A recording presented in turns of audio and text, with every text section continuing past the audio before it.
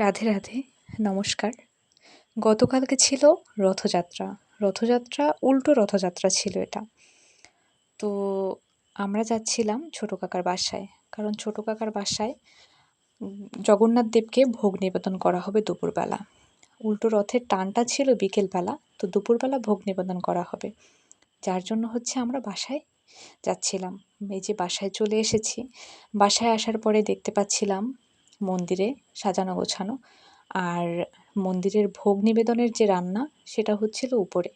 তো উপরে গিয়ে দেখি ছোটো কাকিমা রান্না করতেছে।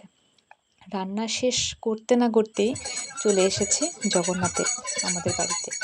আর জগন্নাথ দেবের সঙ্গে এসেছে বলরাম, সুভদ্রা আর অনেক মানুষ, যারা সবাই মুখে কৃষ্ণ নাম করতে করতে এসেছে জগন্নাথ দেবকে নিয়ে। জগন্নাথ দেবকে নিয়ে আসার পরে তাকে মন্দিরে রাখা হলো, মন্দিরে আসন দেওয়া হলো, তারপরে তাকে বাতাস করা হলো, তাকে ফুল দিয়ে সাজানো হলো। তার সঙ্গে অনেক মানুষ এসেছে, কিন্তু এত মানুষ বাসার ভিতরে ঢুকছিল না, যার জন্য গেটটা বন্ধ করে দেওয়া হয়েছিল। সবার আসলে অপেক্ষা ছিল কখন রথ টানতে পারবে তারা, সবাই তার জন্য অপেক্ষা করছিল। তো কিছু মানুষ ভিতরে এসেছিল আর কিছু মানুষ বাইরে রেখে গেট বন্ধ করে দেওয়া হয়েছিল। তারপরে জগন্নাথ দেবকে ফুল দিয়ে সাজানো হচ্ছিল, ফুলের মালা করা হয়েছিল জগন্নাথ দেবের জন্য। সেই মালা দিয়েও তাদেরকে সাজানো হচ্ছিল, বৃন্দাজিকেও সাজানো হচ্ছিল।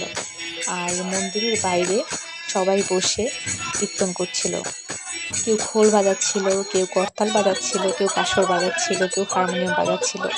আর সবার মুখে ছিল কৃষ্ণ নাম, যেটা শুনতেও খুবই ভালো লাগছিল।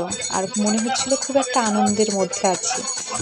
তো সবার কীর্তন করতে করতে ভগবানের ভোগ নিবেদনের সময় চলে আসলো।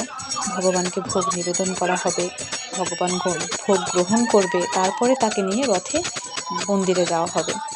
তো ভগবানের ভোগ নিবেদন করা হয়ে গেছে। ভগবানের ভোগ নিবেদন করার পরে ভগবানকে আরতি দেওয়া হবে। পঞ্চপ্রদীপ দিয়ে ভগবানকে আরতি করা হয়েছে। যা যা দিয়ে আরতি করা দরকার সবগুলো দিয়ে আরতি করা হয়েছিল। এই যে আরতি চলছে। আর ভোগ দর্শনে দুর্ভোগ কাটে, সবাই ভোগটা দর্শন করবেন। তো এখানে ভোগে অনেক রকমের পদ ছিল। ভোগে খিচুড়ি ছিল, ভোগে কী বলে এই যে বড়া ছিল, ভোগে আরও অনেক কিছু ছিল। শুক্তানি ছিল, ডাল ছিল, পনির আলুর তরকারি ছিল, ধোকার ডালনা ছিল, চাটনি ছিল, ফলার ছিল, মিষ্টান্ন ছিল, সব কিছু ছিল।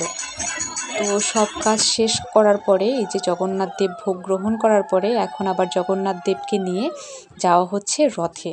কারণ রথের ওইখানে অনেক অনেক অনেক মানুষ অপেক্ষা করে আছে রথটা টানবে বিধায়, টেনে রথটা মন্দিরে নিয়ে যাবে। তো আমরা আস্তে আস্তে করে সবাই মিলে গেলাম রথের কাছে। রথ ততক্ষণে প্রস্তুত হচ্ছিল, রথে দড়ি বাঁধা হচ্ছিল। এই যে জগন্নাথ দেবকে নিয়ে যাওয়ার পরে জগন্নাথ দেবকে রথে উঠানো হলো। জগন্নাথ দেব, সুভদ্রা, বলরাম সবাইকেই রথে উঠানো হলো। এখানে প্রচুর মানুষ ছিল। এই পাশ থেকে ওই পাশে কিছুই দেখা যাচ্ছিল না, প্রচণ্ড রকমের ভিড় ছিল।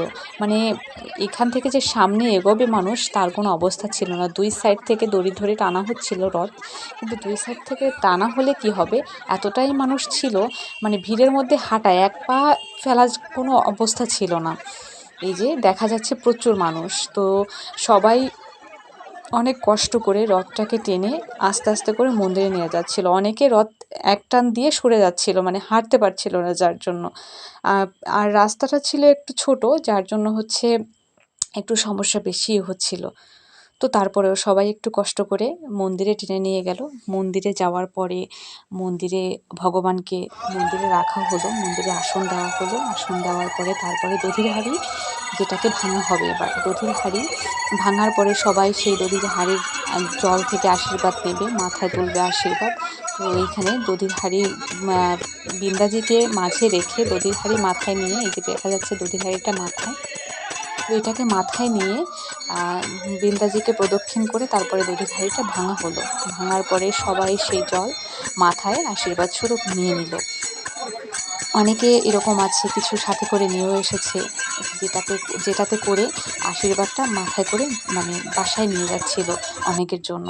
এই যে সব শেষে আমরা বাসায় চলে যাচ্ছি। বাসায় যাওয়ার পরে সময় প্রচণ্ড পরিমাণে বৃষ্টি ছিল, বৃষ্টিতে এক প্রকারের ভিজতে ভিজতেই আমরা বাসায় চলে আসছি।